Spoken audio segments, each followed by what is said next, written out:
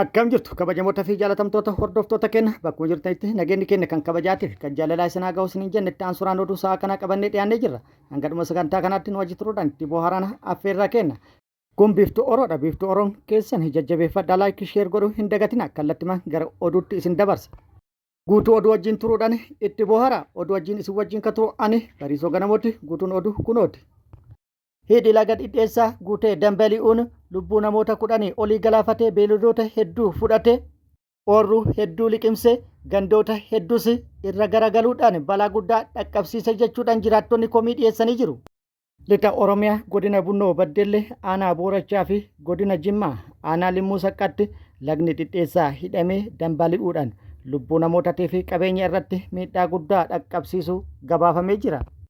Hidha laga dhidheessaa irratti raawwatame kanaan yookaan immoo ijaarame kanaan wal qabatee uummanni yeroo dheeraaf komii dhiyeessaa ture of eeggannoo tokko malee akkasumas kana dura yeroo dheeraaf qophii tokko malee qe'ee fi qabeenya isaanii gadi dhiisanii akka buqqa'an taasifamne jechuudhaan himannaa dhiyeessaa turan.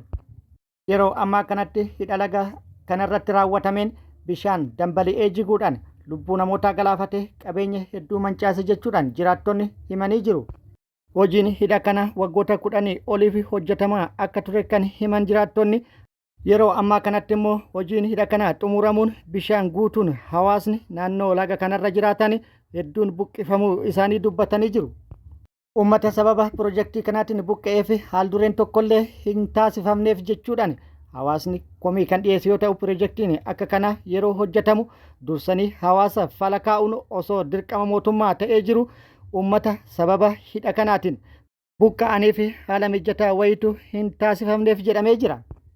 Bishaan hidhicha kana guutee dambali'ee gandoota hedduu liqimsuun lubbuu namootas dabarsuu akkasumas qabeenya guddaa mancaasu uummata kuma hedduun lakkaa'amu buqqisee jira jechuudhaan jiraattonni dubbatanii jiru.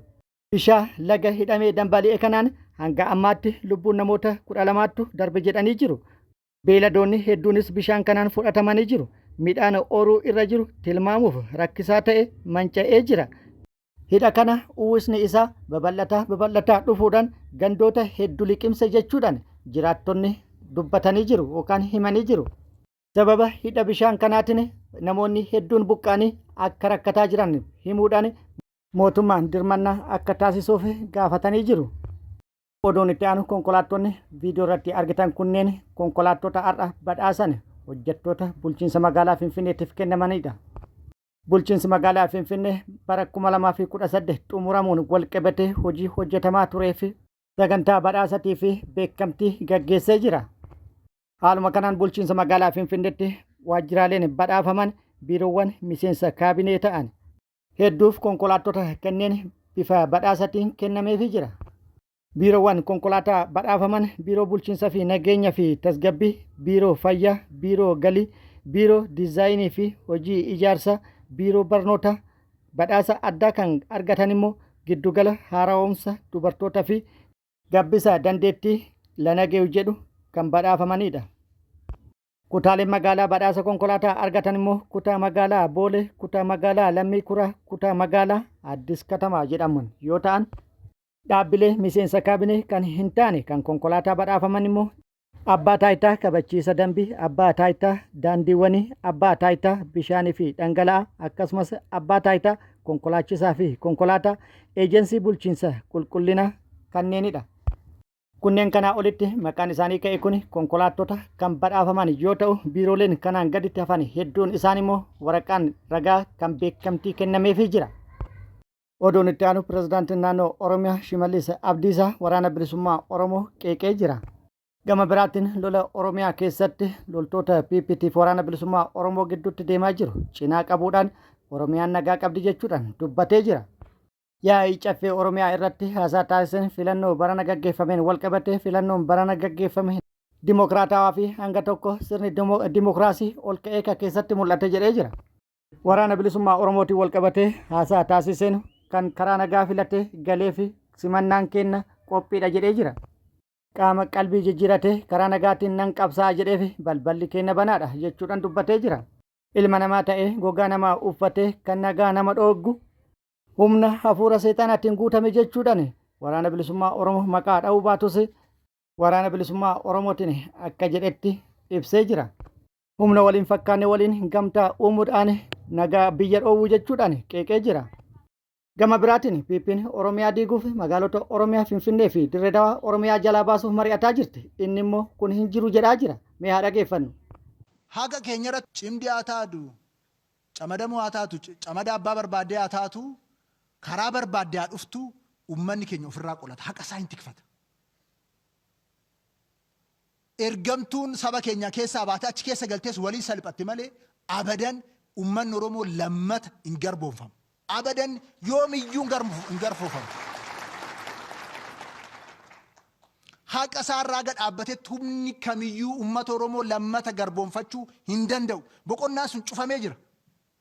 Boqonnaa sana namni danda'ee banu hin jiru. Mariin gaggeeffamu faallaa yaada isaa kanaati. Inni immoo cimdootti achi qabuudhaan gareen cimdoo jedhamu Oromiyaa gabroonfatuu akka hin dandeenyetti dubbataa jira. Isaanoo mariin gaggeessaa jiran Oromiyaa waan jedhamtu dhabamsiisuudhaaf kan gaggeeffamaa jirudha. Haqa Oromoon awwaalee isarra dhaabbadha qaamni jedhoo jiraate immoo of awwaala. Haqni Oromoo ol baatee jirti. Ol baatee fagaattee jirti. Osoo akka inni jedhu kana dubbiin ka ta'u taate waan deeggaramuudha. Garuu wanti inni haasa'u kun hagam dhugaadha. Hagam immoo dhugaa jirtu waliin faana deema. Waan hojjetaa jiranii fi wanta deemaa jiru quba qabaa waan jedhullee gaafii kaasee jira. Oduun itti aanu lolli loltoota PP'tiif waraana bilisummaa Oromoo gidduutti zoonilee Oromiyaa garaagaraa keessatti gaggeeffamaa jiru akkuma itti fufetti jira. Waraanni bilisummaa Oromoo loltoota PP waliin godinaalee fi aanaalee garaagaraa keessatti lola cimaa waliin gaggeessuu beeksise. Lola gaggeesse irrattis miidhaa guddaa irratti dhaqqabsiisuun injifannoo irratti argadhe jedhee jira. Haaluma kana waraanni bilisummaa Oromoo zoonii lixa Oromiyaa Qeellam Wallaggaa aanaa Sayyotti loltoota PP irratti haleellaa raawwatuun miidhaa dhaqqabsiisuun injifannoo argadhe jedhee jira. Aanaa Sayyoo ganda Qanqalchaa jedhamutti bakkoota lamatti haleellaa kana kan raawwate yoo ta'u loltoota halkaniin sakatta'aaf bobbaate irratti haxxee hidhuudhaan bakkoota garaagaraatti haleellaa irratti raawwateen hedduu isaanii miidhaa qaamatii fi kan lubbuu irratti dhaqqabsiisu waraanni bilisummaa Oromoo eddichaa beeksisee jira. Loltoota PP maqaa sakattaa waraana bilisummaa Oromoo jechuudhaan magaalaa Dambidooloo irraa bobbaate irratti haxxee hidhuudhaan haleellaa raawwateen miidhaa guddaa irratti dhaqqabsiisa jedhee jira. Hedduu isaanii addunyaa kanarraa godaanse hedduu isaanii madeessuun injifannoo irratti argatu waraanni bilisummaa Oromoo beeksisee jira. Dabalata odeeffannoo kana akkuma nu ga'een kan isin biraan geenyu ta'a. Oduun itti aanu waraanni bilisummaa Oromoo humna haaraa guutuu Oromiyaa keessatti bakkoota garaagaraatti dabareedhaan yeroo garaagaraatti leenjisee eebbisuu itti fufuu beeksisee jira. Tibba kana zoonilee Oromiyaa garaagaraa keessatti humna haaraa ga'umsaan leenjisee eebbisuu kan itti fufe waraanni bilisummaa Oromoo guyyaa har'allee lixa Oromiyaatti humna haaraa yeroo dheeraaf leenjii siyaasaatii fi leenjii loltummaa ga'umsaan kennaafii ture eebbisuu beeksisee jira. Waraanni bilisummaa Oromoo sirna eebbaa kanarratti qondaaltotaa fi akkasumas keessummoonni garaagaraa argaman jedhamee jira. Haasaa garaagaraa taasisuudhaan sirna kanas akkaan dabalan jedhamee jira. Leenjii marsaa imala kaayyoo jedhu kana jalatti barnoota garaagaraa kennaafii kan turee fi ga'umsaan kan xumursiise akkasumas eegga xumursiise sirna eebba isaanii haala ho'an gaggeessuun sirna eebbaa boodas abdii itti horuudhaan kallattii kaa'ee bobbaasuu waraanni bilisummaa Oromoo beeksisee jira. Gama biraatiin immoo miseensonni raayyaa ittisa biyyaa mooraa waraana mootummaa PP gadi dhiisuudhaan gara mooraa waraana bilisummaa Oromoo dhufuutti fufanii jiru. Tibbana bakkoota garaagaraa irraa gara mooraa waraana bilisummaa Oromoo kan dhufan yoo ta'u miseensonni raayyaa ittisa PP 5 mooraa waraana PP gadi dhiisuun hidhannoo guutuu wajjin gara mooraa waraana bilisummaa Oromoo dhufanii jiru. Waraanni bilisummaa Oromollee simannaa ho'aa taasiseef jedhee jira. Isaanis kan viidiyoo irratti argitan kanneen yoo ta'an isaan kunniin yaada kennaniin gamana dhufuu isaaniitti gammachuun guddaan kan itti dhagahame ta'uu fi simannaa isaaniif taasifame illee simannaa addaatii fi kan itti gammadan ta'uu yaada kennaniin ibsatanii jiru. Oduun inni bira waraanni bilisummaa Oromoo zoonii kibba bahaa Oromiyaatti lola loltoota PP waliin gaggeessaa ture irratti loltoota PP booji'ee ture gara maatii isaaniitti akka deebi'an taasisee jira. Mirga isaanii eeguudhaan seera mirga booji'amaa kabajuudhaan barnoota kennee fi hubannoo erga kennee fi booda gara maatiitti akka deebi'an taasisee jira.